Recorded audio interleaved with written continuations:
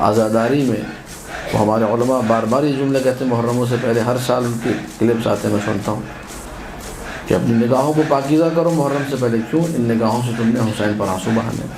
اپنی زبان کو پاکیزہ کرو، کیوں؟ اس زبان سے ذکر حسین کرنا ہے۔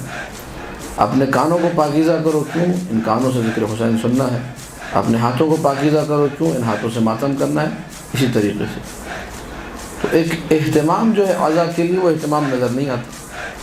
یعنی کتنے لوگ ہیں، آپ دیکھیے یہ پیغام آپ لوگ بھی دیجیے آگے مجالس میں، کتنے مومنین یا کتنی مومنات ایسی ہیں جو اسپیشلی مجلس میں آنے کے لیے مثلا وضو کرتے ہیں۔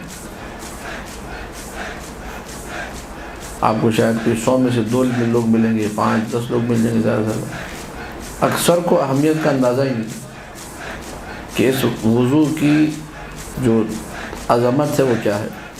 ایک چھوٹا سا عمل ہے بظاہر تو، لیکن یہ کہ کس قدر انسان کو طہارت کی طرف لے کر جاتا ہے، اس کے ذکر سننے کا اسٹائل چینج ہوتا ہے مجلس میں۔ عجیب و غریب تاثیر ایک وضو کی۔